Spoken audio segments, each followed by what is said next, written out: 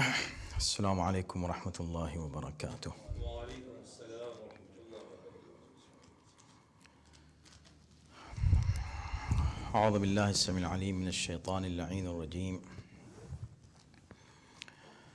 بسم الله الرحمن الرحيم. الحمد لله الذي كان موجودا قبل حدوث الأشياء ويبقى بعد فناء الأشياء، تفرد بالأولية والقدم ووسم كل شيء ما عداه بالفناء والعدم، كما قال عز شأنه: كل شيء هالك إلا وجهه وكل نفس ذائقة الموت، وقال: كل من عليها فان ويبقى وجه ربك ذو الجلال والإكرام. والصلاة والسلام على سيد الأنام، سيدنا ونبينا ومولانا أبي القاسم محمد، اللهم صل على محمد وآل محمد، وآله الطيبين الطاهرين المعصومين، واللعنة الدائمة على أعدائهم أجمعين من الآن إلى يوم الدين. أما بعد، فقد قال الله في كتابه الكريم: بسم الله الرحمن الرحيم.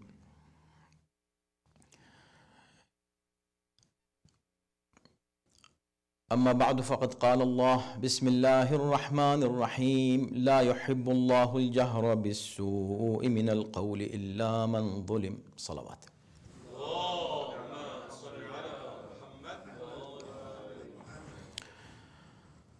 You remember our discussion last week was about وإفشاء العارفة. This is one of the qualities of a mu'min who is a muttaqi, a pious person. This topic is a very interesting topic of piety. Quran has talked about it more than 70 places. Quran is emphasizing on piety, taqwa. Then we see in Nahj al-Balagha, Mawla Imam Ali alayhi salam has talked a lot about it. In various aspects of the taqwa, he has discussed in details in many places. In very short words, he describes a muttaqi, how a muttaqi should be. And before how a muttaqi should be and what is his qualities, Quran and Ahlul Bayt emphasize that a mu'min should be a muttaqi. I have discussed this many times. And I said that this is not an option for us, that if we want to be a muttaqi, it's fine, otherwise it is okay to remain just like a Muslim, a mu'min. No. We have to be muttaqi. And followers of Ahlul Bayt, in order to reach to the level of love, true love and obedience of Ahlul Bayt, they have to go through the taqwa. Ya ayyuhalladhina amanu, or people who believe. So first you have to have iman. And of course, before iman, you should have Islam. So Muslim, mu'min, ittaqullah. Be pious, practice piety, وَكُونُوا مَعَ الصَّادِقِينَ. In the end, Allah says, now you are able, you are capable of being with Ahlul Bayt alayhimu salatu wasalam. It's not easy to be with Ahlul Bayt. كُونُوا مَعَ الصَّادِقِينَ. Be with Ahlul Bayt, not directly. And Allah is not saying, be with Ahlul Bayt and become muttaqi. No, you have to prepare yourself. And one of the reasons for that is because Ahlul Bayt alayhimu salatu wasalam are so pure, clean, and tahir, that when Allah wants to order someone to be with them, He wants to clean them first. Make them tahir themselves. Just like Quran, لا يمسه إلا المطهرون. If you want to touch the Quran, you have to be with wudu. But touching the love of Ahlul Bayt, in the sense of having that love, that kind of touching of Ahlul Bayt is what? It requires what? Not wudu just, because wudu is an apparent tahara. It needs inner cleanliness, inner purity. And that inner purity was taqwa. So in order to be with Ahlul Bayt, you have to be tahir. And that's why you see all those people are not to the level of taqwa, and that's why we see the Muslims are in this situation. Then Ma'asuma Salamullah alayha, in her khutbah, khutbatul fadak, subhanallah, so amazingly, she speaks about Tawheed, about first she starts with Hamd and Thana and Shukr, and the significance of Hamd and Thana and Shukr, then Tawheed and so many aspects of Tawheed, then Risalat, and then Quran, then Imamat, then Falsafa Ahkam. In the end, when she addresses Ansar, addresses the Sahaba directly. Before that, subhanallah, she says, "A'lamu." When she wants to say, "A'lamu anni Fatima," you know what she says before that? This is truly amazing. Before she says, "A'lamu," oh people, know that I am Fatima. So first, all those fundamentals of deen, Tawheed, Risalat, Quran, Imamat, and everything, and the philosophy of Ahkam. Now she wants to introduce herself, saying, "Hey people, know me. You know who am I? I'm Fatima." So before she says that, there is a sentence between hold that part of khutbah and saying, "Ya ya'lamu anni Fatima." What is that? She says, فَاتَّقُوا اللَّهَ حَقَّ تُقَاتِهِ وَلَا تَمُوتُنَّ إِلَّا وَأَنْتُمْ مُسْلِمُونَ. And then she says, وَإِنَّمَا يَخْشَى اللَّهَ مِنْ عِبَادِهِ الْعُلَمَاء.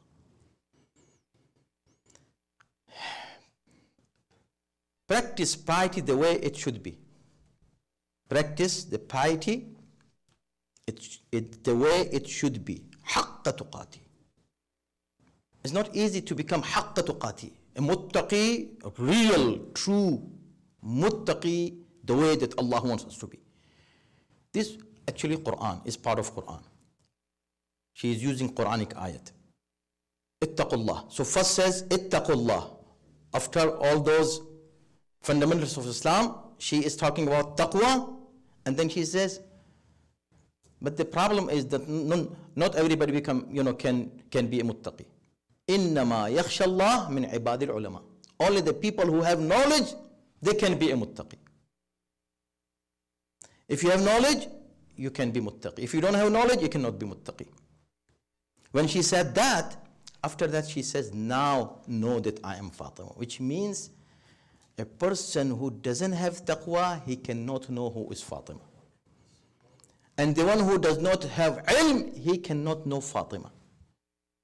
And in order to be muttaqi and have knowledge, you have to know the Tawheed and Risalat and Imamat and Quran and Falsafa Ahkam, all those. When you know them, you become muttaqi. When you become muttaqi, you have the knowledge, then you are able to understand يَعْلَمُ أَنِّي فَاطِمَةٌ. This is the last stage of ma'rifah of Ahlul Bayt. So taqwa is so important that Ma'suma Salamullah alayha, even in that position, is saying, why you don't accept me? Because you don't have taqwa. Why you don't respect me? Because you don't have taqwa. Why people today, Muslims, are in this situation? Because they don't have taqwa. If they have taqwa, they will come to Ahlul Bayt. And if they have taqwa, they will receive the guidance of Quran. Guidance of Quran is only for muttaqeen. Means only muttaqeen will accept the guidance. It is for everybody, but only muttaqeen will accept it. So now, when we understand this reality of taqwa, there are so many qualities of muttaqeen, as I said, has mentioned Quran, Nahj al-Balagha, in Sahifa Kamila, and this dua, Makarim al-Akhlaq that we are discussing. The whole thing is all about taqwa. It's no choice. You need to be muttaqi. So the point when we reached, there are challenging things that not easy. In one place, it is easy to be muttaqi. As simple, easy and simple. Don't make it complicated. How to become a muttaqi? How I can be a muttaqi? I live in this country. How can I? No, it's so simple and easy. How?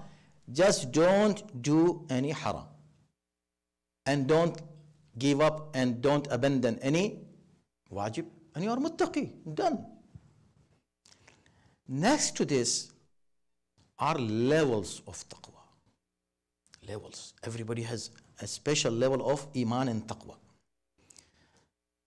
The better you start refraining from makruh things, you become better muttaqi. So, looking to this fact, Imam is breaking down the qualities of a muttaqi in this dua. One of those qualities we mentioned last time was Ifsha al-Arif. See, two words. And today I wanted to talk about Satr al-Aiba. These two go hand in hand. What is Ifsha al-Arifa? Means you mention the good that you receive from other people. Anybody has been good with you, has done any ihsan, any goodness, he should conceal it. He should keep quiet. He should not mention it. No, but you should mention it. You should let your friend, the circle of your friends know that this brother has helped me in such and such situation. And not necessarily in front of him, because he might, feel embarrassed. You should mention it in his back. And this is the greatest akhlaq of a mu'min. I mentioned that earlier. That you praise somebody, you praise a mu'min in his absence. That will be great. Then, now, Satrul Aiba. What is Satrul Aiba? First of all, when you try to spread the good work of somebody and praise him in his back, this is one of the a'mal that are the best a'mal.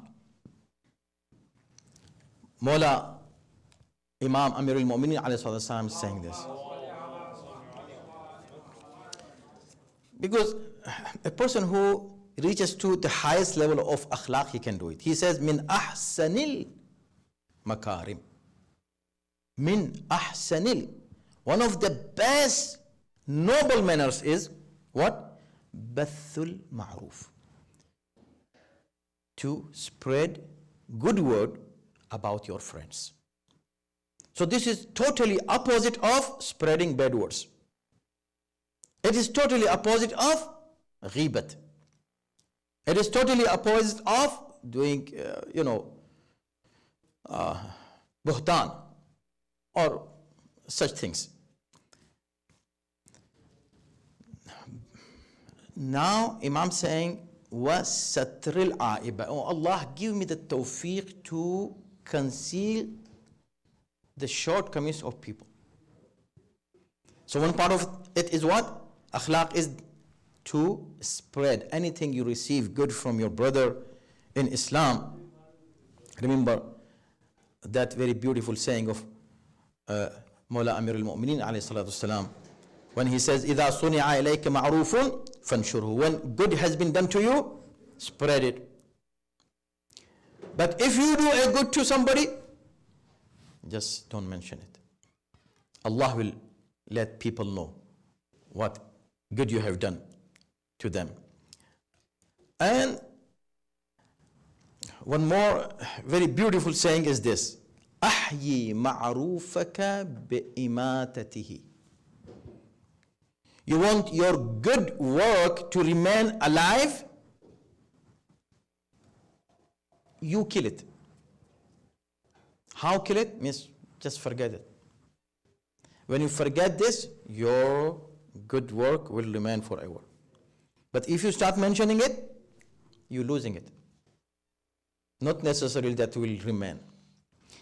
Of course, these akhlaq is totally, we'll say, not in harmony with the situations that we are living in today, in the environment we are living in. Today, everything is based on how many views you have. So you want to spread anything that you doing good, everybody knows, to praise me, like me, how many likes you have. Allah says, don't worry about likes. Worry about one like only. That one like is more than billions of likes. And that like of Allah subhanahu wa ta'ala. And if you have billion, how many people we have population of the world? 8 billion. If 8 billion people think, if everybody has the access, even the children, to like you, and 8 billion people like you and say, I like this person. But Allah forbid, Allah says, I don't like it. Has no value. That like has no value. So this is what our Aimma alayhi salam teaching us. You don't mention the good, but you mention the good of other people, and when it comes to their faults, their shortcomings, what to do? It needs one more khutbah, inshallah. I will explain on this. Only Satr al-Aiba. Although Satr al-Aiba, we cannot, cover everything, because I just said it is not good. The issue of like, not always. Many times you want to spread a good word, not for yourself, for Islam, for deen, for religion, and you want this to reach more people. So your intention is good. So it all depends on intention. Your intention is not to you yourself gain some fame, but you want Allah's word, Rasul's message, Imams and Ahlul Bayt's message to reach everybody. And for that reason you try more viewers, more likes, not for yourself. That is fine, is okay. So as I said, anything we say, it has so many aspects that we need to discuss all those aspects. Now when you want to conceal the shortcomings of people, this is part of what we discussed earlier, that we need to spread goodness about people. إِنَّ الَّذِينَ يُحِبُّونَ أَن تَشِيعَ الْفَاحِشَةَ فِي الَّذِينَ آمَنُوا. There are some people who just love to spread bad words about people. They are after their shortcomings. They just want to always look what wrong they are doing. And whatever they do, you come and spread and tell people, you know what, he did this. Or you respect him, you know what, he did this. So this is called tajassus, and this is what Islam is also has forbidden in Surah Mubarakah Al-Hujurat. يا أيها الذين آمنوا اجتنبوا كثيرا من الظن إن بعض الظن إثم ولا تجسسوا. We'll discuss this inshallah later. Don't spy on people. Don't spy on people. It's their privacy, it's haram. But somebody has done wrong with you. He's zalim. Now if I want to conceal the bad things of people, how about the zalim? So here are two things. Number one, the zulm has done to you and the zulm has done to others. the dhulm which is done to you, you can, of course, mention it, but to whom? Not to everybody. To the people that you know that they are going to help you, and they might help you to get your right back if you have been oppressed, if you have been snatched any right. So we start talking to everybody. They have done, for example, the family issues, family issues, husband-wife issues. I start talking to everybody. Why? Is he going to help you, reconcile, or he's going to help you in something? You just mentioning it. For what? So if you are madloom, mention it to somebody who can help you get out of this situation of madloomiyat. This is about you.